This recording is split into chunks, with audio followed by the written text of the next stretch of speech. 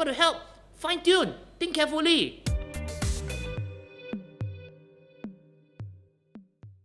If you have a property that you're already paying for and you're paying the installments for it and whatnot, there have been multiple incentive plans that the government has come up with and whatnot. Penjana, what else is there? The stamp duty exemption. There's been the moratorium, which unfortunately is ending in October. Does it help?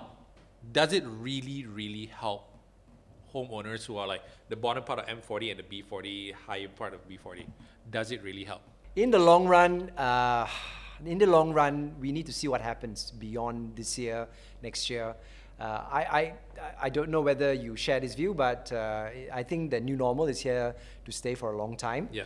Even if we find the vaccine, that's not going to be an answer to all our woes, because it will take time to roll that out. And apparently it's free. Apparently it's free, but you still have to make it. Yeah, you still have to test it. Yeah. And there's so many uncertainties. Yeah. So when you talk about long run, I don't think you need to look too far ahead to know that there's a lot of uncertainty moving to 2021, 2022. And so if you have this relief, it definitely helps, because it's a cash flow issue. Right now, cash is king. And if you don't have cash flow, forget about whether you want to own a property or not. Yeah. Whether you can actually afford to go to school. I read that if you look at the statistics, those who are in the B40 category, the children are eating Maggi Mee, they're not going to school. So when you are dealing with these kind of hard issues, ownership of property is really secondary. The last thing. Yes, it's the last thing on your mind. So beyond October this year, there is actually a 3 months moratorium for those who have lost their jobs, or if you have got a pay cut of more than 30%. I believe it's another 3 months additional. But beyond that, I just had a conversation with the bank today, and the concern here is they've started to categorize people under different risk levels, right? And then they're making assumptions on the basis of certain information they have, and now they're trying to deal with these different people in these different categories. There's going to be a segment of our population that is going to be so badly affected, they cannot afford to pay for their rental, for their mortgage. The properties are going to go under auction. Yeah. So we can see this coming no matter what the government does with the relief programs. So what the government has done is actually putting a sort of a band-aid on an existing problem. Yeah.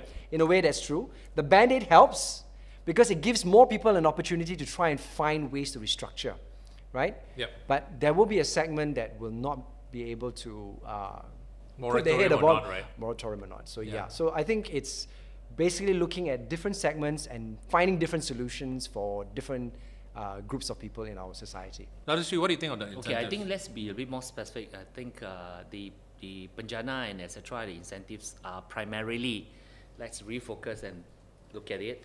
It's primarily for new launches. Yeah. So we're not talking about the sub-sales. So the new launches, honestly speaking, it does help the property developers. Right. And henceforth, many people and entrepreneurs and people, owners, property owners in the industry and everywhere were asking, hey, how come we didn't help that sub-sale market that much? Whereas the schemes, the incentives are primarily applicable for new projects, new launch itself. So I just want to highlight that point, so you think about it. That one. Secondly, there are a range of a scope of a category of prices. For example, the HOC with ownership with stamp duty and loan exemptions, etc., all that waivers are for property prices between 300k to 2.5 million. So I was thinking, up to 2.5, that's quite a lot at high-end property, honestly speaking. 300k, why can't it start from maybe 100k? What about those people who actually really wanted to enjoy all these benefits and they're really in that B40, they are buying properties below 300k? Why are they not taken care of? Why is that segment not taken care of? Why is it starts from 300k? Why are you advocating that property prices above 300k only enjoys this? All right. So indirectly, some developers in suburban, in everywhere, where the property prices were meant to be priced at 260k, push it to 300k, so that you enjoy it. All right. So anyway, maybe the developers maybe bankers, I do not know. I'm just anticipating. Maybe they give some rebate back to the buyers anyway. But it's just to help them to have to meet that 300k. To meet the bracket, right? Yeah. So that SPA price will be rated like 302k. Right. Okay. Example. Okay. So you that's qualify. why. All right. Okay. So anyway, so you see, I'm already given the pointer. Let's be very specific. What has the government done? all right, in that. So you're talking about rental rebates, where you're talking about if you give rental rebates to your tenants, about 30% itself, more than 30% of your previous rental itself, then you are entitled to tax rebates and all that. But provided your tenant is a registered SME. Okay. But that point, I think 80% of landlords in Malaysia is not aware of that. Yeah. All right, then the argument comes. It was a personal machi or whatever that is not registered. Right, okay. That rented from you.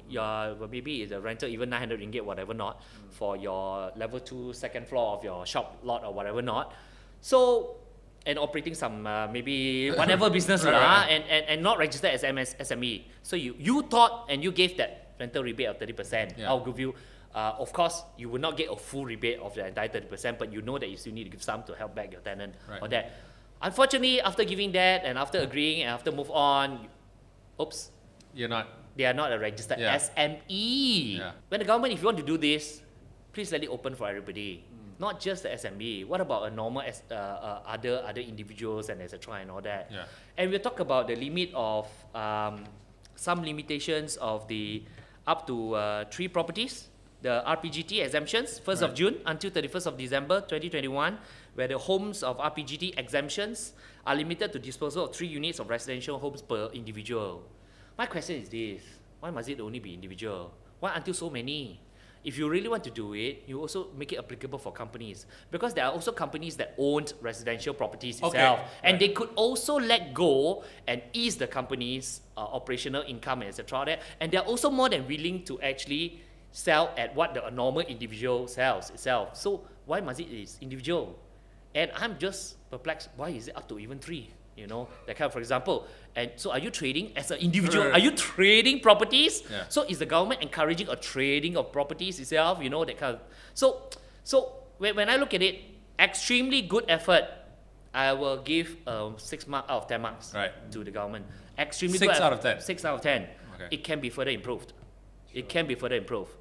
And of course, if I look at the policy itself, you want to address the developers project, is developers having lots of property in hand, some not yet launched or some want to be launched because you want to be vibrant. The reason why the government is helping, I'm not saying that it's wrong to help, is the reason why the government really, federal government needs to, and state government need to help the property developers, because the property developers affects, and the survivability and the strength and the industry affects at least another 400 to 600 over other industries, from the paint company to the hardware company to the steel to the sand and etc. and all that, and the lorry, the transport, and every single industry, from the furniture to the electricity, TMB, and everybody. Because if the developers slow down, the property industry slows down, the construction will slow down further, and every other industry because is all affected, interconnected. Right. So yes, it's right to help, but I'm saying that you could do it slightly better, and there's also another very easy way to help. Okay. Abolish or bring down and make it super easy one-stop center, and abolish or take out the Bumi Kota. Okay. I'm not saying that discount, bring down the Bumi Kota. Okay. Because if you look at the statistics itself, you look at Johor, look at Selangor, look at all these places itself, the unsold unit by developers are the Bumi Kota units itself. Yeah. And you have to compensate and pay the state government in order to have the right, as a developer, have the right to open back and sell to everybody. Yeah. Come on. Even sell 6 million ringgit also Bumi Kota. What is this, man? So what is wrong? You want to help? Fine tune. Think carefully. Don't think like we are all the standard 5, standard 6 kind of mindset, and then just do a thing and say that, oh, I've actually now given a 27 billion or 32 billion kind of incentive, which is not in cash, only be probably 1/3 or 1/4 in cash. Yeah. But so it can be improved. But extremely good effort, 6 out of 10 marks from me. What do you think? No, about I think, that? okay, just to add another point, there's a structural reason why the government is pushing developer stocks. It's also because if you look at the overhang of the properties available unsold in Malaysia today, the number has been growing up incrementally. Right. Last 2 years ago, it was about 30 billion. I understand last year it's 45 billion ringgit worth of unsold stocks in the market today.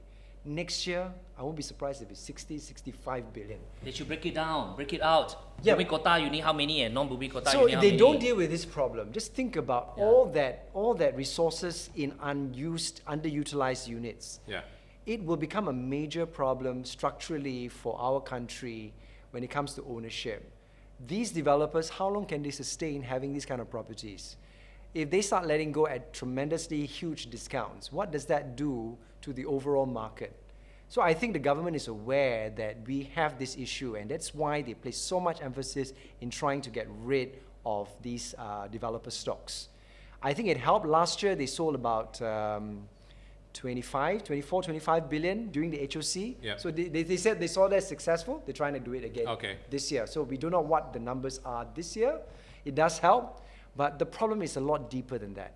As Dato Seri pointed out, there's a lot of property segments and people who do not benefit from some of this, like the sub-sale market. They don't benefit from it, right? Companies do not benefit from it. So how do we address this holistically? You cannot just look at one segment. And I suppose the reason why this segment is helped is because developers have a lot of push. Right? They've got a lot of push. They've covered. They have a lot of interaction with ministers. But I think that government should start looking at society as a whole, and come out with policies that are sustainable over 5-10 years. And this is the thing about Singapore government. Singapore government takes a look at things holistically. They don't just apply it as a reaction to problems that we have now. But again, they're much smaller and easier. They are much smaller, easier. But again, I think with the right team in place and the right attitude, they can solve problems. Because talking from an entrepreneurial perspective, we've got people like Dato Seri who are very knowledgeable in the property market. They see the problems, they see the pain point, right? And they are able to provide solutions. And we have data, so we can also provide solutions. And I think it's just a matter of engaging. And putting those pieces together. We can find solutions. I'm optimistic about it, but it has to come, from top down. Hey guys, thanks for watching. Glad you liked it. Now, if you want to check out a full discussion on all our other episodes, click right here. And of course, don't forget to subscribe.